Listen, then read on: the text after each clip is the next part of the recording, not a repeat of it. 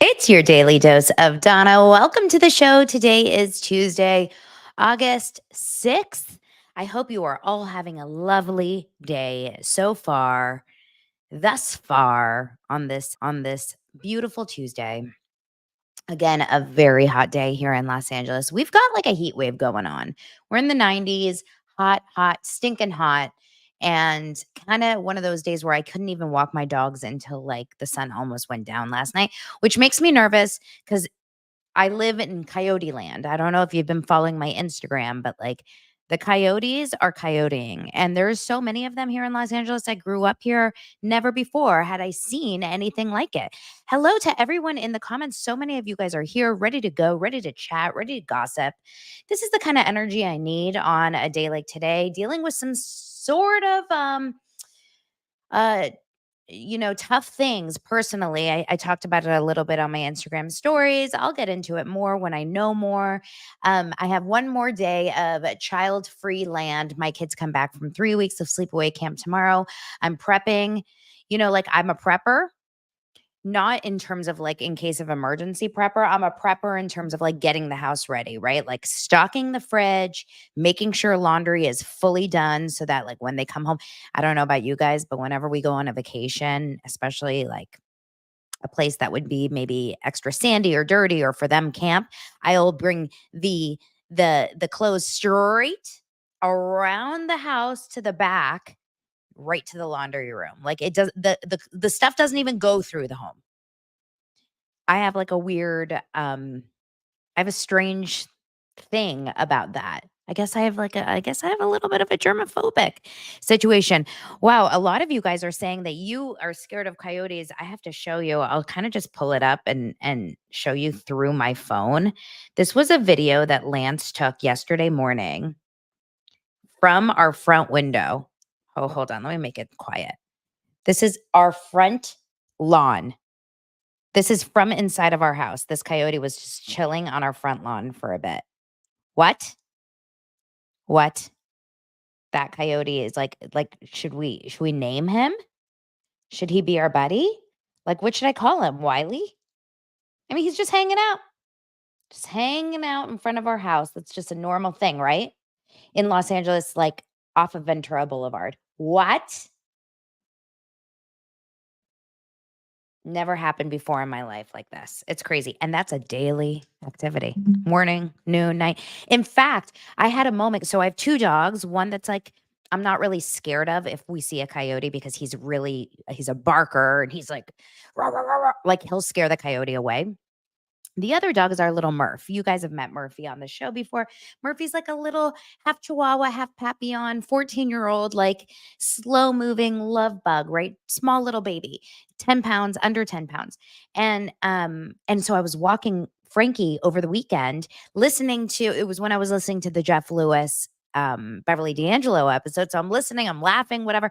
And I see some guy like a block away and he's like, be careful. Be careful. Middle of the morning, you guys, 9:30 a.m. on a Sunday. Be careful. I'm like, what? What? I look to there was a coyote 5 feet away from us. He didn't come after my dog. I don't know. It was the scariest thing ever. I picked up my dog so fast and like panicked. And now I feel like when I walk my dogs, I have to be like on alert, on alert, on alert.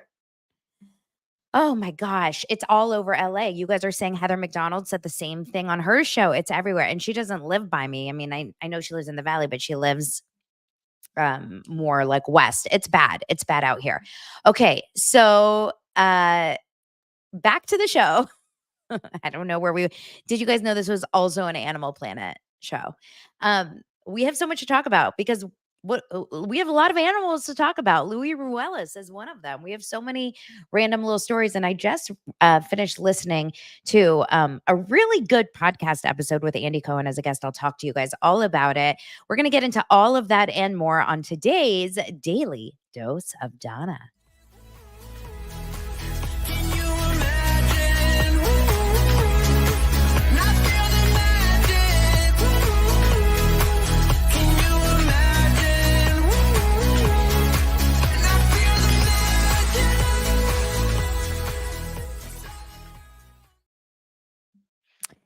Yes. So I just wrapped listening to a podcast that I love. I don't listen to a lot of housewives ish or like recap podcasts at all anymore. I just don't have I guess the energy, the time, the bandwidth. I think once I stop talking about it, it's hard for me to want to keep talking about it or hear people talking about it.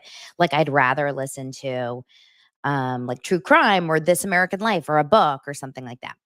But I do love Bitch Sesh, and Bitch Sesh is Danielle Schneider and Casey Wilson, and their podcast used to be free, and now they're behind a paywall. They decided to like take themselves off doing advertising. Now I know too much about this business; it's crazy, and they do a behind the paywall podcast. So obviously, I'm not going to tell you everything, but Andy Cohen is on their episode today, and the way I love these girls, I don't know why I agree with so many of their takes. I think they're so freaking funny. But Andy Cohen just was chatting with them about the finale episode of Jersey. They talked a lot about OC, and then they just talked like general housewife stuff.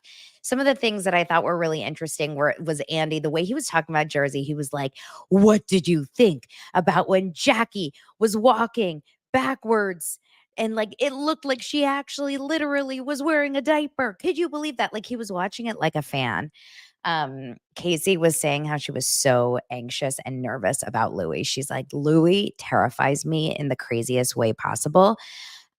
So we'll talk a little bit about that because he did speak up finally about his disgusting comments in the finale about wishing Margaret's son to suffer. Absolutely beyond. Um, and oh my God, Josh says Louis loose. Oh my God, like instead of loose, Louis lips sink ships. I pulled it up on the YouTube if you guys want to watch it because I want to see the comment. It's actually really funny. Loose lips, Louis lips sink ships.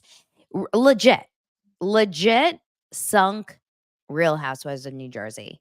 Now, while I just continue talking about that episode, a few other things that I thought were interesting. Someone asked, one of the fans, I guess, had asked Andy, like, who are the best housewives out there and the nicest ones? And he said, the only thing I can say is most of them are really nice. Like he said, Cynthia Bailey is incredible. Dolores is incredible. He said, the one thing that I know is that the people that are horrible and mean to crew, to staff, to producers are no longer employed by Bravo. So I don't know who he meant by that, but I think we probably all have some ideas. Speaking of Ramona Singer, I watched Real Housewives. I'm trying to get through Real Housewives of New York season 7. It's just quite possibly one of the most iconic seasons. It's so good. We just got to where did they go? They're in some sort of like beach villa, but I can't remember if it was St. Lucia or something. I can't remember. And this is when they were all so concerned about Sonia. Like, I love how Luann is sitting here and she's like, I'm just so concerned about Sonia. Sonia, she just drinks so much. Like, cut to 4 seasons later when Luann's in a bush. It's just so good. This was also the season where, Bethany cries in every scene, like literally cries in every single scene. And Carol, the best is when Bethany is bawling, crying in the CB2 with Carol, and Carol has no idea how to handle it. Do you have friends like that don't know how to deal with emotion? I have a few people in my life that I know about this, like literally don't know how to handle it. Carol was like, should I go get you a Kleenex?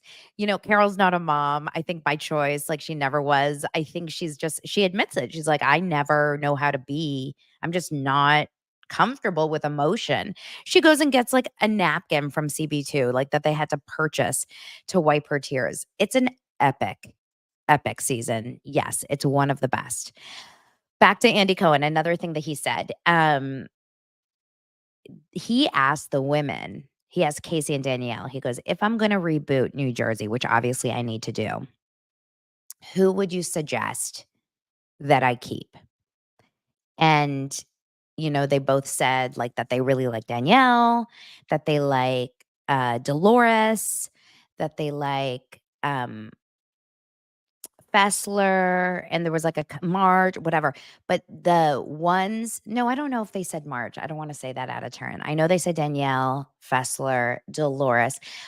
But then Andy said, but point blank, if I had to choose between Teresa and Melissa, what should I do? And both Danielle and Casey, who've been doing this for years, who are one of the more successful Real Housewives recap and covering shows, like they're there with the Watch What Crappens, Danny Pellegrino levels, right?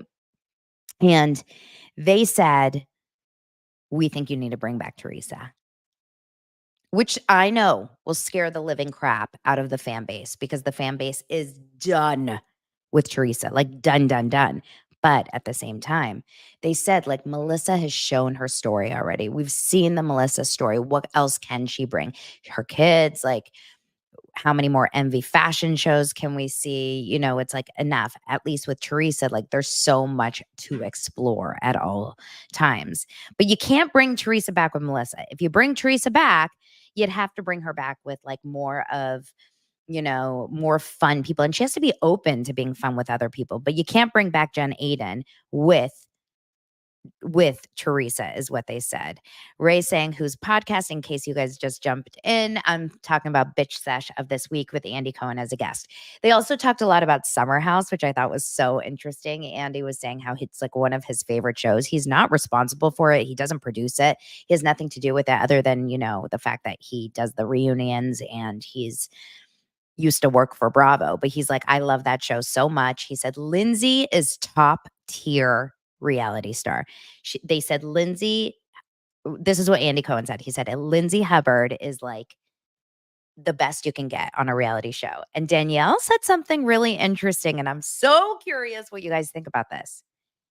Danielle said, when I study Lindsay, I think she is a Ramona Singer pre marrying Mario. Like what Ramona would be before she met, married, and like, you know, became a housewife.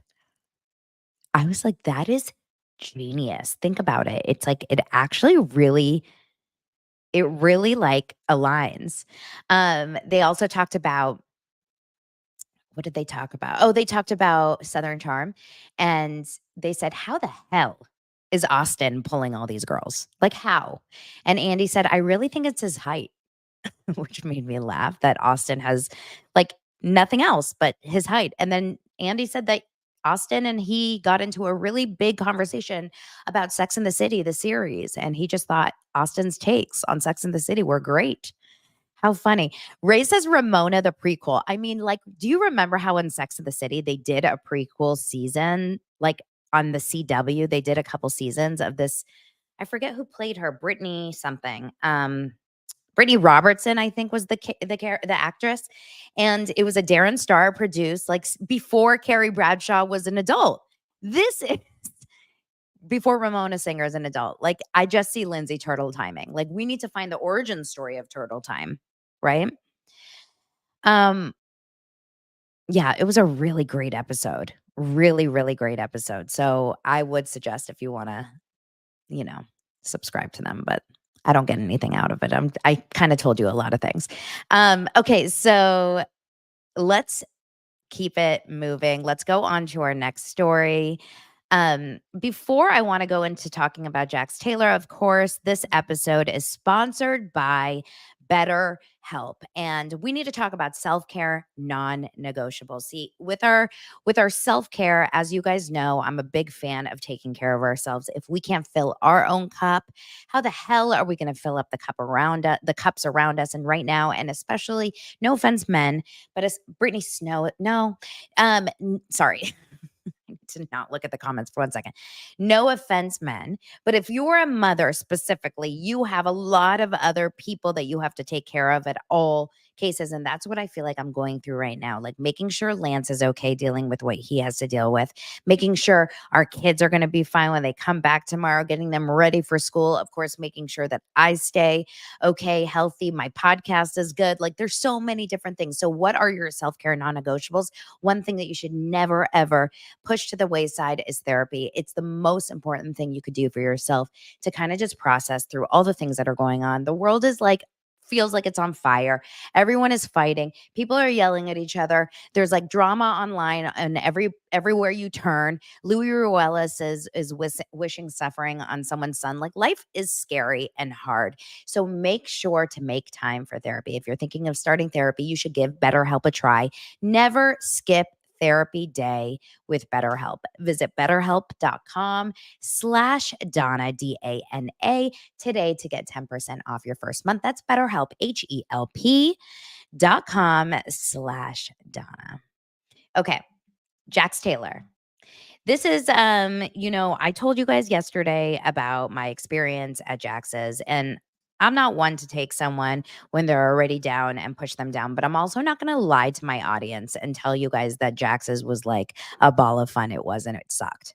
Okay, that's just the truth. It sucked. It was one of the worst like bars I'd ever experienced in the Los Angeles area ever. However, um, if Jax Taylor is going through treatment and actually taking this seriously, like, of course, I would want nothing but the best for him. That's not just for him, it's for his still current wife, even though they're separated, Brittany, but most especially it's for his son, Cruz. But according to Daily Mail, Jax Taylor is in communication with his son, Cruz, while in his mental health facility. He's going to be there for as long as he needs, which is in quotes, like, we don't know how long it's going to be. As Brittany Cartwright pays off their $35,000 tax debt. I mean, where do they get this information? Like Brittany's sitting at home paying off the tax while Jax is, taking care of himself. There's also a rumor. I don't know if you guys have seen this. There's a rumor that Brittany Cartwright has been enjoying spending time with Bachelorette star Tanner Cortad. Have you guys heard about this? I don't know how true it is. I don't know how real it is. I just know that um, Jax's hosts like Bachelor nights on Monday nights. And I know that Brittany was there last Monday, which was so weird because it was right before Jax checked himself into the mental health facility, and all over her stories were just her partying at Jax's with Tom Schwartz and Sheena doing Bachelor stuff. But that's probably where this Bachelorette star Tanner was at. But it says Brittany Cartwright has been enjoying spending time with Bachelorette star Tanner as her estranged husband Jax has been seeking treatment, all the while cameras are rolling for season 2 of The Valley. My question is, are we going to get cameras into this treatment room? Are we going to see Jax in treatment? Like, there's no way. There's no way that Jax chooses while he's shooting The Valley to go off camera for weeks at a time and production is still continuing. It just doesn't track for me. Jax is way too involved in the production of The Valley, in the development of The Valley. I think Jax considers himself like one of the producers. He's not. But I would be shocked if he was okay with cameras just going on and on and on and like filming so much without him being there. But apparently he checked himself into the inpatient facility. He's in communication with Brittany, also his 3-year-old son, Cruz, which is good. I imagine he's calling, he's checking in. I have no idea specifically how, but it looks to me like, they're trying to keep things as normal as possible for Cruz by maybe saying he's traveling, this and this and that.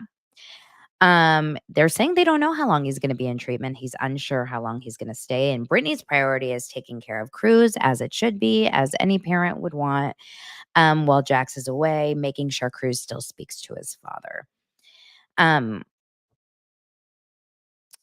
Yeah, that's pretty much all it says. We still don't know like what's going on there uh in terms of where Jax is and what's happening. My guess, I don't know. My guess is he's going to be out soon. But in terms of Brittany and Tanner, who Andrew says is really hot, which is not shocking whatsoever if you know Andrew, have been hanging out together ever since they met at the Bachelorette watch party for Gen Trans season, that's the current season, at Jax's. So can you imagine? You go to your husband's bar and you meet your new boyfriend. It really does track for a great season for the Valley. He then came to another watch party with Brittany the following week and has been tagging along as Brittany films The Valley. They went to Dave & Buster's for Janet's birthday, and he was there. He was also on her podcast this week with her podcast with her husband, who's not on the show, called When Reality Hits. And she's this article now just lost me because this article just said she's been so happy she's even lost some weight. That's horrendous. How about maybe she hasn't thrown up since she left Jax, which that's what we heard actually happened. That ever since she left Jax, her stomach issues have been completely, you know, fixed magically. She didn't have like gastro issues, she had Jaxtro issues. Intestinal disease. She had JI, Jaxtro intestinal issues. Raise your hand if you've suffered because of Jax and his behavior. I think we all did. Anyway, wishing Jax the best, honestly, wishing him the best for the sake of his family, but we'll see how that goes. Okay, let's move on for just a couple other stories before we get into the Louis of it all, the meat of it all, the red meat of it all, which is Louis Ruelas. Justin Timberlake, you guys, this is I don't know who's out there trying to make Justin Timberlake look horrible, but it's working. Justin Timberlake, like the news that keeps popping up about his being pulled over the night of his drunk driving accident, not accident, his drunk driving incident, and the night that he got arrested and got, taken in handcuffs and put into jail. There's a lot going on in the press about him. And maybe it's because maybe he's a piece of crap and people are finally like, yes, we can like finally take him down, because we've all heard stories about Justin Timberlake through the years. I'm sure we all have, right? Okay. Justin Timberlake DWI report has now been released, and it reveals how he failed a series of sobriety tests and was in possession of a vape pen. Not really surprising. Rolex, also not very surprising, and $306 in cash, which is also not really surprising considering he's Justin Timberlake. I'm just surprised he has that much cash. I can't remember the last time I walked around with that much cash. Do you guys get cash often? Like, do you walk around with cash? I forget. Oh yeah, I was scheduling a dentist appointment for the kids, and I just started going to a new dentist for them, or like this will be my first time. And she's like, "Okay, so the parking lot is da da da da. Just remember, they don't take credit card; they only take cash." I'm like, in this economy, in this economy. So he had $306 in cash. Maybe, I mean, what was he doing with that cash, guys? Okay, whatever. I don't need to go into it. Whatever. It says Justin Timberlake reeked of alcohol and was unable to follow police instructions correctly when he was pulled over in June. He was, of course, arrested and charged with a DWI. In this moment, he refused to take a breathalyzer. His attorney is now claiming he was not intoxicated at the time of their arrest. But Daily Mail has obtained the documents, and it says that in this moment, when he was arrested, he failed a series of sobriety tests, he refused a chemical test, and he was ultimately arrested.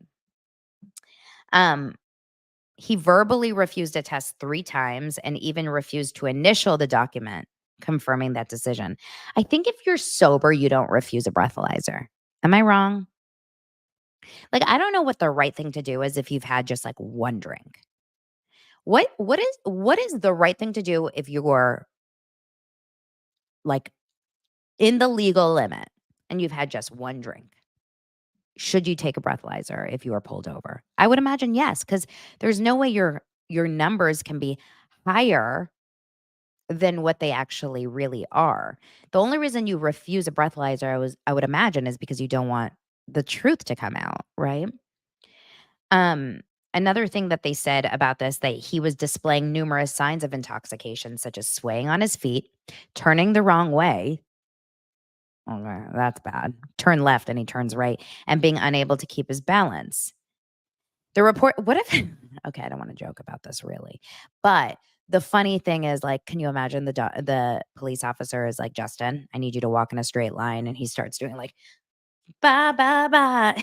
Like, I don't want to be a fool in this game for two. So I'm leaving. Okay. It's not a laughing matter. I'm just trying to make light of a situation that we all have talked about for weeks and weeks and weeks. He was alone in the car. He had bloodshot and glassy eyes, smelled of alcohol. He said, I had one martini and I followed my friends home. And it's possible he did have one martini at Boulevard because Boulevard, the steakhouse here in Sherman Oaks, their one martini is the size of my body. So it's with like a sidecar. So it is actually possible. Oh my God. Michelle says, I imagine he would do the puppet walk, no strings attached. Yes, he would do that. Can you imagine? He like pulls out some crazy choreography. He's like, well, Wade Robson taught me. He was unable to focus on speaking while looking for his vehicle registration. The walk and turn requires the defendant to take 9 steps in a straight line, each time placing his heel directly in front of his toe and then repeat, and he couldn't do it. He also couldn't raise one foot slightly off the ground and keep it raised for 30 seconds without moving. Wait, should we try to do that, like all of us right now? Could you, completely sober, raise your foot for 30 seconds without moving? This is a experiential podcast, okay? Hold on. I don't want my hold on, let me move the screen up. All right. Someone count me out. I'm going to read the rest of the article like this. He swayed. He needed to use his arms to keep the balance. He put the foot down before the required 30 seconds had lapsed. Another thing about him was, there was like all this documentation about his sneakers, how they were standing, how he was walking, how he couldn't turn, this and that. I mean, they're documenting this. This is crazy. This looks like a gym test, you know? I'm doing it, you guys. I'm still doing it for 30 seconds. It's working. And I'm sober. So I guess it really is like a drinking thing, right? Anyway, it doesn't sound very good for JT. JT, it's like at this point, just take. Oh, you can't put your hand on your hip? Oh, no. Billy. Bye, bye, bye. Just kidding. This is the wildest episode maybe in the history. Well, no, there's no way. We've been crazier. But today came with, an exercise. I should have set my watch for high intensity interval training for this episode. Mark says, now we're going to pause while Donna drinks a martini and then we'll try it again. What do you think's in this water? Okay. Anyway, it doesn't sound very good for Justin. And if I don't know like how lawyers deal with these things. I am obviously not an attorney, but I would imagine for any of you guys that are, you probably would suggest in this moment that like, we probably want to just take the loss, right? Like we probably just want to take the L. And instead of completely like still fighting the fact that he was intoxicated, and I guess you can fight it because there's not an actual there's not an actual proof that he was intoxicated since he didn't do the breathalyzer, he didn't do a chemical test. So I guess you could fight it until forever, but like why? Why? Now, Valerie mentioned something interesting in the comments. She said, I got in an accident. I was shaking and I failed the test. I demanded a blood test as I wasn't under the influence of anything. This is something that's really interesting to talk about because I always think about this too. If I did get ever pulled over, which I've only gotten pulled over one time in my entire life, and it was for a fix-it ticket, right? It was like a license plate registration thing. But if I were pulled over, I think I would be so nervous that I probably would struggle to do all those tests. But that's why I would say give me a breathalyzer. Because I don't want you to think that my nerves are me trying to like cover up some sort of nefarious behavior. Anyway, we'll see what happens to Justin Timberlake. I'm just surprised he's smoking out of a vape, right? Like, do you think the vape was marijuana or do you think it was like a jewel pen? The next story, again, just to kind of like do closure on Zac Efron and this pool incident that I talked about yesterday. This was so weird. I still like couldn't really understand what was happening because I couldn't like get over the fact that if you are in any way like being pulled out of a pool, it's probably because like something's bad, right?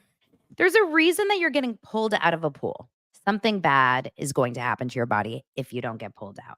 But apparently, the reason he was actually hospitalized over the swimming pool incident, it's not as like scary as maybe it sounded like he just went in there and passed out and like was drowning. It's more that he dove into a pool with his chest striking the pool's bottom, which made him then ingest water in his lungs. The whole thing does seem a little strange because it says that he took in a large amount of water into his lungs and then he showed signs of distress, which is when security officials rushed in to assist him. It said he was momentarily dazed and subsequently transported to a medical facility as a precautionary measure. I guess that's a little bit different than he was pulled out of the pool by two workers at the villa and rushed to a hospital. Diving is so scary, you guys. I've heard way too many bad stories about people diving and hitting, God forbid, their necks or their backs or their heads on the bottom of pools. But one thing I know about Ibiza, is I don't think you go to Ibiza just to do some like spiritual diving. Like I'm gonna pretty much guarantee, well, no, I can't guarantee anything, but I'm gonna bet that he wasn't, 100% sober during these experiences. I just think he likes to party. So as long as he's okay, we're fine. Everything's fine. That is scary. I don't know how you deep dive and then your chest hits. I guess you dive and then you go like, you like do a little like try to come back up, but your chest is too low. It sounds scary. Yes, he may have taken a pill in Ibiza. I didn't say it. You guys did. Let's move on. Let's move on to the real celebrities, and that's the Real Housewives of New Jersey crew. We have two big things that I want to chat about here, but the most important thing is that Louis has finally apologized for not saying what he said. In my opinion, it's for getting shit on completely 100% through and through by every single person that watched that episode. I don't think anyone can watch that episode, including, you know, Teresa, and think that what Louis said about Margaret's son is an appropriate thing to say. Like, I don't care how. The one thing you cannot do is talk about kids in a negative way like this. And that's actually something Andy Cohen said on the podcast that I was listening to today. He goes, I am not a violent person. I'm not someone that's going to throw punches. He goes, but if there's ever anything that would actually make me lose my shit is if someone that I didn't have a strong relationship with, someone that I was not like on, someone I was on shaky ground with, coming after my kids. If that is the case, like I will 1000% lose my shit. And so this is when it gets tricky. Don't talk about husbands. Don't talk about kids. And unfortunately, these housewife shows, what do? They all talk about husbands and kids. That's all they talk about. It's like they forgot to fight over each other. It's just about like your husband did this, your kids did this, your mom did this. Like I hate that. I really wish there was a rule. Like you're not allowed to talk to the husbands. But unfortunately, on Real Housewives of New Jersey, the show is all about the husbands because they're literally the main stars of the show too. The husband side. Now, let's read Louis' apology, which I'm sure you guys have all seen because it's everywhere. But he said on his Instagram story, well, if I can still pull it up, I don't follow him on Instagram, but if it's still up there, which I'm sure it is, we can look at it together and then we can all figure it out together and wonder why they are, intent on putting. Where is he? Hold on. What if he blocked me, you guys? I've never once.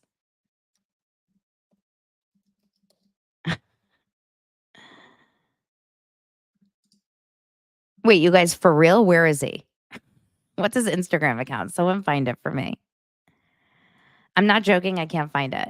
Hold on. Luis Ruelas Instagram. Oh, there it is. Okay, I'm not blocked. It like didn't come up. I find that so weird sometimes when you're searching for Instagram accounts and like they just don't want to come up for you. What if Louis did block me from yesterday talking about him? So yes, this is Louis's Instagram, although you would think it was Teresa's because every single picture is of Teresa. In his Instagram stories, there we go. Okay, 5 hours ago. He says in orange, same color that Teresa used for her love, love, love post. The finale was very tough for me to watch, and I wanted to address it with you all. After watching the finale, I was disappointed in my actions in bringing up Margaret Joseph's son.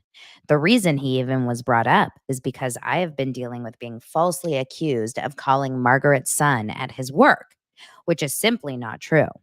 For the last year, Margaret kept putting this narrative out there that I called her son at work, and I have had to deal with it knowing I am being lied on. Still, I know it's better not to bring someone's child up, and it is something I deeply regret, so I do want to apologize and acknowledge that I was wrong.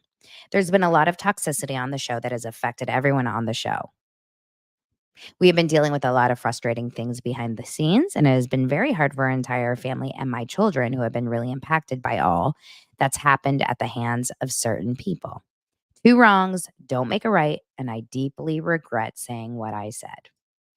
Okay, props to him for, you know, apologizing, but I don't believe a thing he says.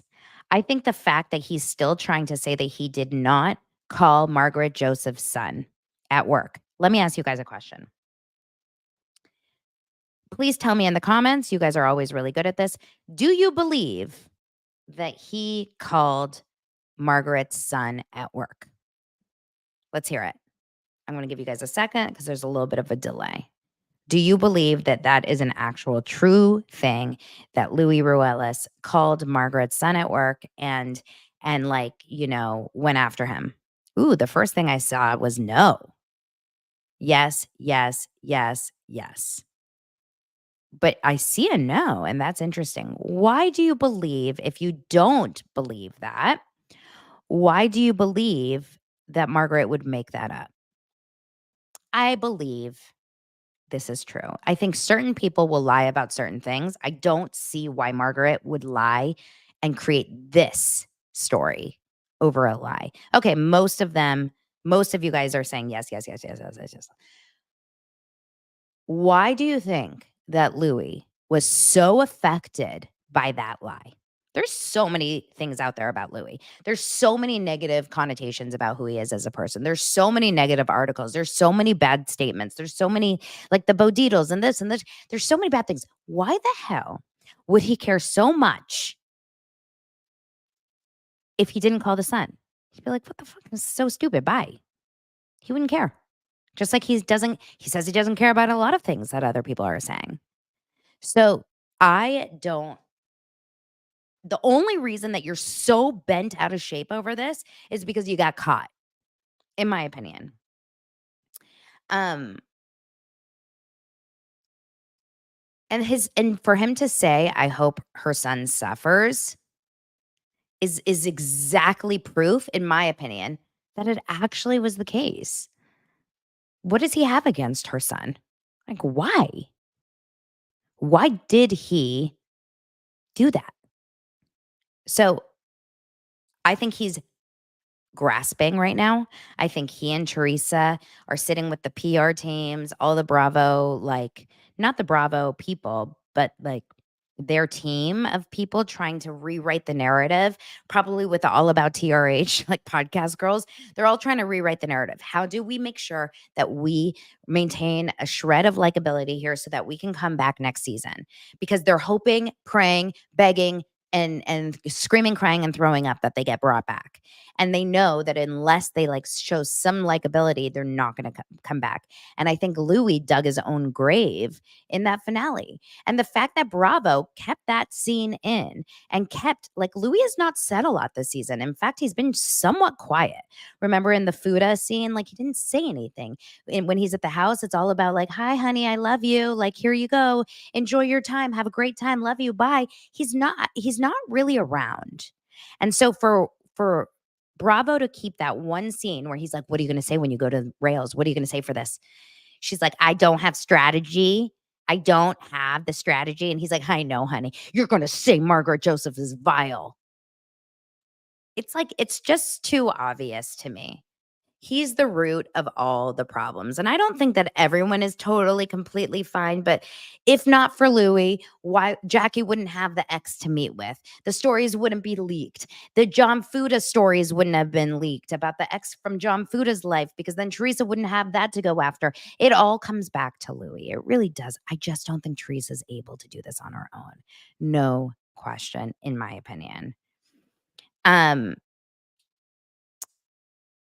So, yeah, I'm curious for me if like what the finality about Jackie Goldschneider will be. One of the comments says, I wonder if the Jersey Jays podcast will get canceled after Jackie got busted. I don't think so. I think that this is just kind of the name of the game and it may get more people to even listen to it. But the question is, are you guys even listening to the two Jersey Jay podcast? I mean, I love Jem Fessler, but I'm not listening to that show. I'm not listening to a lot of those shows. I can't. I can't. But it really is, I think it was really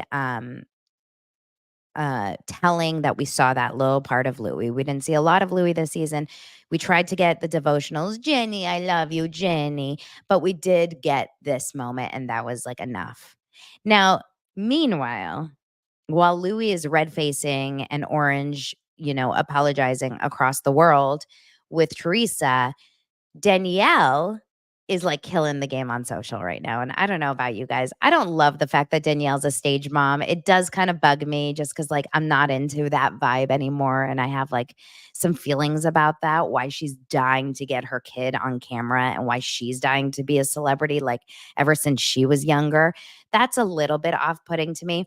But one thing about Danielle is that, you know, she is likable. I do like Danielle, and she came back yesterday with this video of her husband Nate, and it's about his man boobs that Jen Aiden really like talked shit about. And I love that she kind of almost took control of the narrative. So I'm gonna let you guys watch just a portion of this video just so you can kind of see it yourself. I thought it was really cute. And it's basically them, she and her husband doing some sort of like a photo shoot. I need more. I think we gotta go straight to topless. Just take it all off. Oh yeah, bite the lens. And it's all about her Shirt and husband sexy photo and a shoot. sexy photo shoot. So while you guys are watching the footage, she says, checkmate. Sometimes I find myself wanting to clap back, bite at everyone who barks at me. But then I look at those people, like really look at them, what kind of life they're living, the choices they're making, the things they do, compared to who we are, what we do, and how we live. And that itself keeps me humble. Misery loves company, but we're cut from different cloths, made from different sauces. Stay blessed and remind yourself that the evil-hearted never wins. To my husband, you are beautiful and I adore you. Till the wheels fall off, baby. Thank you for being such a good sport. To Nicole and then she talks about other things. But she basically is just really like loving on him. And I think that's the best thing that she could have done in that moment. She also posted a bunch of photos of him. Look, I mean, he seems like a really good guy. I really do believe that he is a good guy. And to talk about someone's body and to talk about someone's physicality, I'm not going to like say it, but I want to just say if Jen Aiden wants to do that, if Jen Aiden wants to throw someone down because their husband had like, a little bit of like a bigger, you know, he had like weight loss in his past. I just want Jen Aiden to like stop before she starts because Jen Aiden is plastic surgery from top to bottom. Like Jen Aiden did not look like Jen Aiden a few years ago. And you can tell, like looking at her family, her kids and stuff, like they look like the old Jen in terms of facial. Isn't that always so interesting when a mom gets so much plastic surgery and then their kids come out and they look just like they used to look? Like they look like the mom before the plastic surgery. I always find that so funny and interesting. Anyway, it just feels like, why are you even bringing up physicality when it's not like you didn't use medical procedures to fix things with yourself, right? And I'm saying that like as a dig. Why would you use that as a dig in a fight when you're not naturally looking the way you are? Jen, I saw a video someone posted on the Facebook group yesterday, and I wish I could like find it really easily, but someone posted on the Daily Dose of Donna Facebook page, join it, about how on yesterday, okay, Jen, Aiden, Teresa, and Dolores, the three of them were interviewed on some sort of red carpet recently, and they were asked, do you believe that they should be, what were they asked? Something along the lines of like, what will you do if you're not brought back? If Bravo decides to end Real Housewives in New Jersey? And Teresa, you can see her just like sweating. She's like, well, if Bravo wants to do that, I just trust the people at Bravo. Please give me a job. And Dolores is like, I love what I do, so I would love the chance to continue to do it. And Jen is like, I guess I'll just look at my like tons of bathrooms and Lamborghinis or whatever she said. It was the most obnoxious answer and so not humble. How about like, I would be so bummed. I really have enjoyed this experience and I've loved Bravo. And no, instead it's like, meh. Oh my gosh, Wanda is gifting memberships, you guys. That is so sweet. I love that. I love that. Thank you so much, Wanda Lee. I really, really don't count Ferrari. She's like, I'm just gonna go home and like account my Ferraris. Ew. What a disgusting thing to say in this economy. Anyone that is seriously sitting there and just like counting their wealth in public right now is just such a gross thing. That's like a Heather Dubrow moment, which is, to me, it's so off-putting when most of America and honestly the world is struggling right now. Like, you have to be blind to not recognize the fact that America is in severe like crisis financially. Obviously, we had a stock market crash, recessions, possible, all this stuff, inflation. Like, it's so bad right now that I can't even listen to a Jen Aiden. Like, I guess I'll just go home and count my Ferraris. Ew. Is that my house or is that Drake's? Ew, ew. Really gross. Really gross to watch. I'm not a fan of people like flaunting that kind of stuff in such a way. Um, it's a turn off for me. It's a turn off for me, dog. Right? Anyway, I find like, I don't know, I just find people to be such a struggle right now when they sit there and just complain about the stupidest things when like there's some real shit going on in the world right now. There's some real stuff going on. Um I'm trying to think if there was something else I wanted to talk about. Oh my God, talk about like real stuff going on. I wasn't even going to talk about this, but I'm friends with Jamie Lynn Sigler. So Jamie Lynn she played Meadow on The Sopranos, and she suffers from MS. She lives with MS, and she has a podcast called Messy. I think it's just called Messy, with Christina Applegate, who also suffers from MS. And I know Jamie because her son Bo, and my son Dylan were on the same baseball team years ago. She's so sweet. Her husband is so sweet. Bo, her son, is the cutest, sweetest kid. And this was years ago when they still lived in LA. Obviously, now I think they live in Texas. I can't remember if they're in Texas or Nashville, somewhere like that. Anyway, she released a podcast episode. If you want to hear like some real tough stuff, she released a podcast episode this morning with Christina for their podcast talking about her son. And her son, Bo, who's a very healthy baseball playing, normal child, and he's probably Dylan's age. He's probably like 11 or 12. He has something that they've diagnosed as ADEM. And basically what it is, it's like and I don't want to say anything, without knowing like the specifics. You can Google it or listen to the podcast. It's an amazing story. It's really, really sad. But he had a common cold, like a common virus. It could have been anything. And kids can develop this reaction. And it's so, so scary what she's gone through in the last month with her son. Like, when I tell you I was floored listening to it, she's so strong. Like, can you imagine going through MS, living with MS, and then also going through something with your son where they're like in a hospital for weeks and weeks on end? He lost his ability to walk for a little bit. He couldn't pee. You guys, bad, bad, bad, bad, scary, scary, scary. She's such a wonderful person. I say this from the bottom of my heart. One of the nicest nicest celebrities I've ever met. So I am definitely praying for her and praying for her son, Bo. So go and listen to that if you're interested in that. Anyway, what I'm saying is that there's just so many bigger things in the world right now. Like we're dealing with some real big shit. Jen Eden can go suck it with her and her Ferraris going home to her. Go home to your Ferraris. Go home to them. Go home to them and please, like, just don't be on my TV anymore. That's how I feel. I love you guys so much. Thank you for supporting Daily Dose of Donna and for being here and understanding, the ups and downs of the podcast life. You guys are so great. Oh, I should have said this at the beginning of the episode, but I will not be here tomorrow. I'm going to pick up my kids from camp. And so now that Lance is out of town, I'm probably going to have to do it I'm going to have to do it on my own. So I thought I was going to be able to pick them up and then get them home and then come and do the show. I'm imagining it's going to be too much for me to do all on my own. So thank you so much for all your support, love, prayers in the DMs. You guys are beyond. Really, it means the world. I can't tell you, when you're going through some weird stuff, it's so important to just get lifted up by those around you. So I'm lifting you guys up for anything you're going through. And I will talk to you guys on Thursday. Maybe I'll do a members only tomorrow afternoon. I'll let you guys know. Bye.